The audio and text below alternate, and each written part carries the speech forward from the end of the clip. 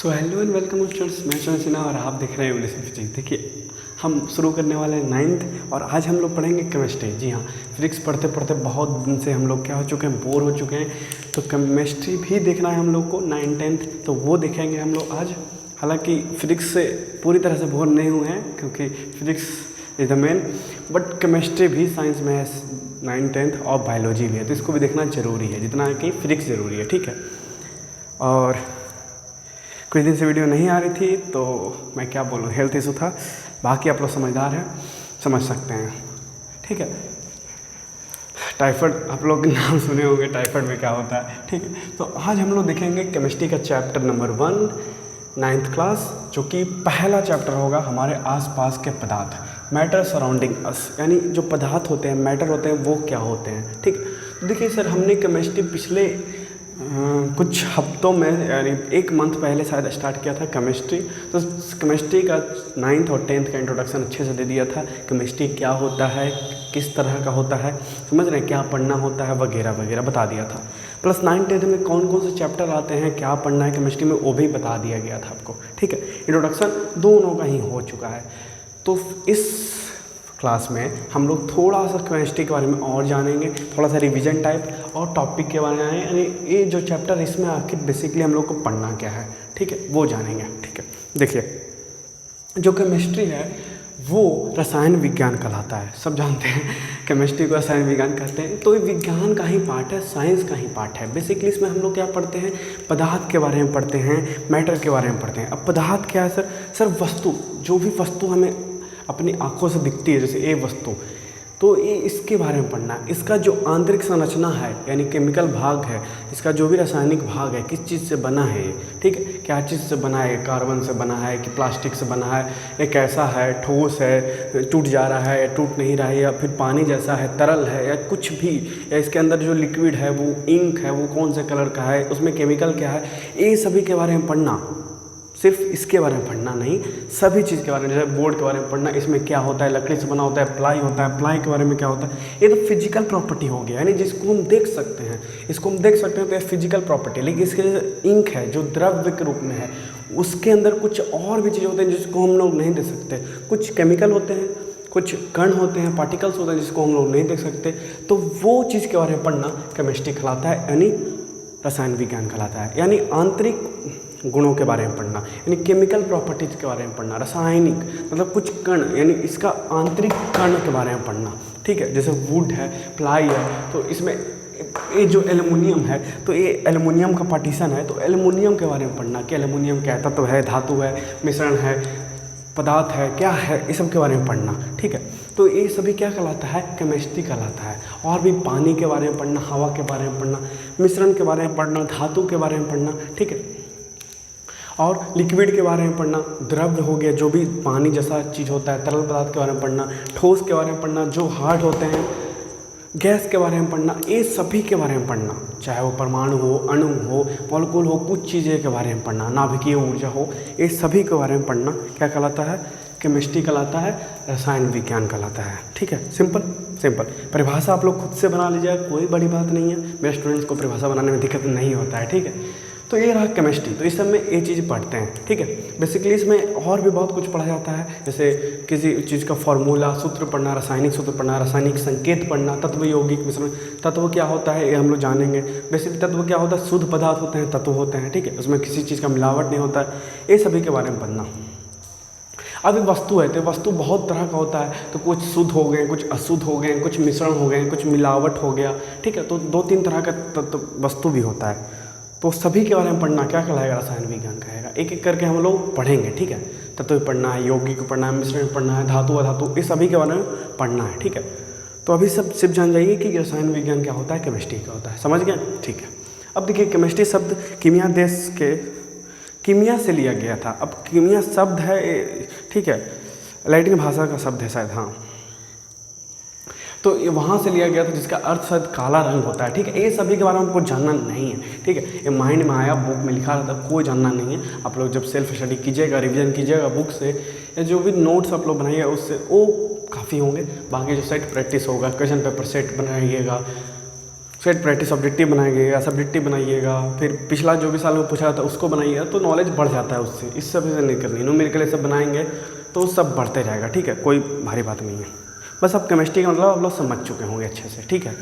तो hope science का part आपको समझ में आ गया होगा, डैट इज केमिस्ट्री।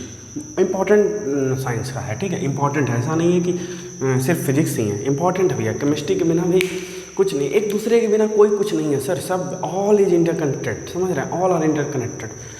मतलब विदाउट फिजिक्स हमें इलेक्ट्रिसिटी नहीं मिलेगी, विदाउट फिजिक्स हमें कोई फिजिकल प्रॉपर्टी नहीं मिलेगी, but without chemistry internal property नहीं है, केमिकल प्रॉपर्टी नहीं है, तो फिजिकल कहाँ से आएगा? जब अंदर ही नहीं होगा तो बाहर कहाँ से आएगा?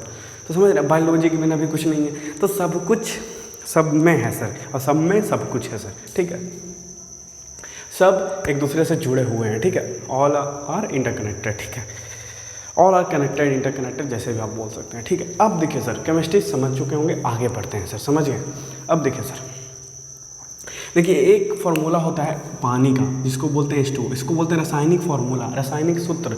अब इसमें जो H क्या है, वो क्या है, ये सभी के बारे में पढ़ना, ये केमिस्ट्री है, सिंपल।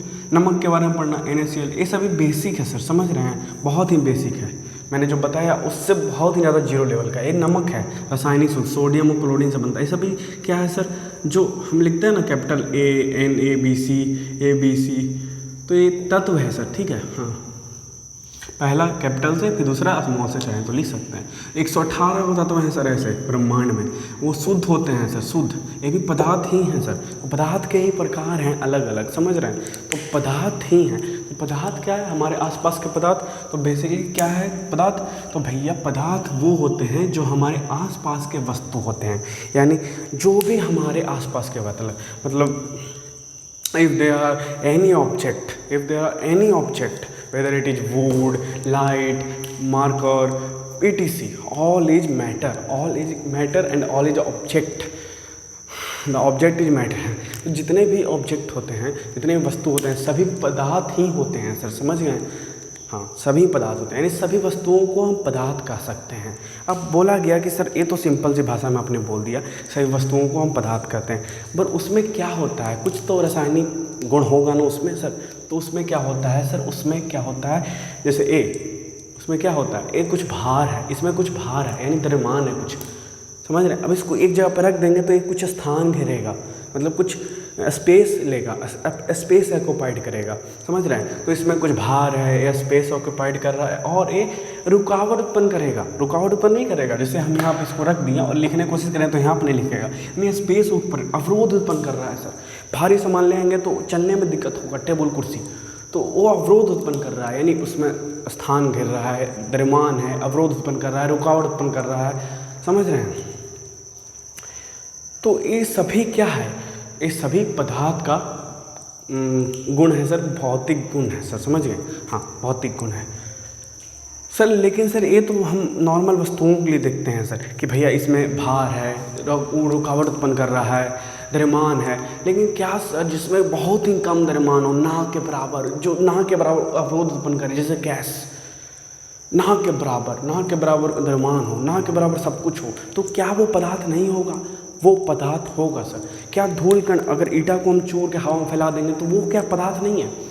वो ही पदार्थ है सर। लेकिन सर पदार्थ को अगर हम तोड़ दें छोटे छोटे टुकड़ों में, तो वो आगे जाके एक नया नाम निकल जाता है, दैट इज परमाणु बन जाता है। नहीं, पदार्थ को बहुत छोटा छोटा तोड़ देंगे, अगर इसको तोड़ते तोड़ते वहाँ तक ले जाएंगे, तोड़ते छोड़िए वहाँ तक तोड़ दीजिए, इसको इतना छोटा तोड़ दीजिए कि दिखना बंद हो जाए, कण हो जाए, तो उसको हम लोग मान लेंगे क्या?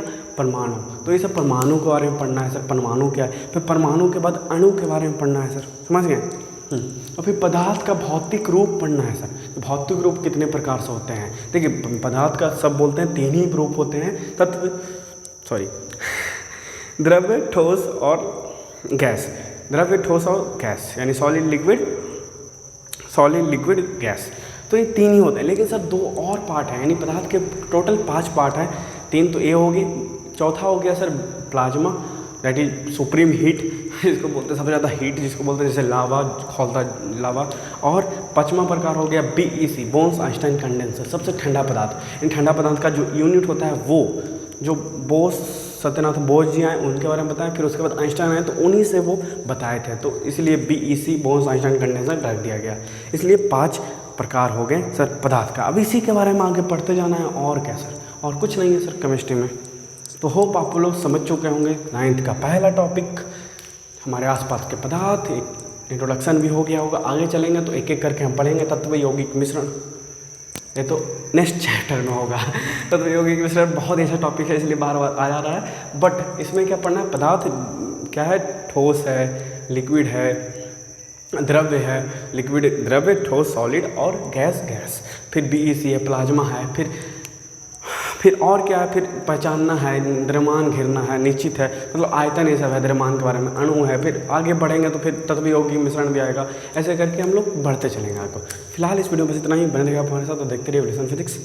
Thanks for watching. होप आपको इस वीडियो में सारा टॉपिक, 2 ही टॉपिक था, समझ में आ गया होगा। थैंक्स फॉर वॉचिंग, और शेयर कर दीजिएगा क्योंकि अभी ज़रूरत है। Thanks for watching. और वीडियो रेगुलर लाने की पूरी कोशिश है। हम लोग डेली 2-3 वीडियो रिकॉर्ड कर रहे हैं, तो अपलोड होते ही जाएगा। नेट का इशू चलता है, बट सब ठीक हो जाएगा। सिलेबस टाइम पर ही होगा, no doubt. Thanks for watching.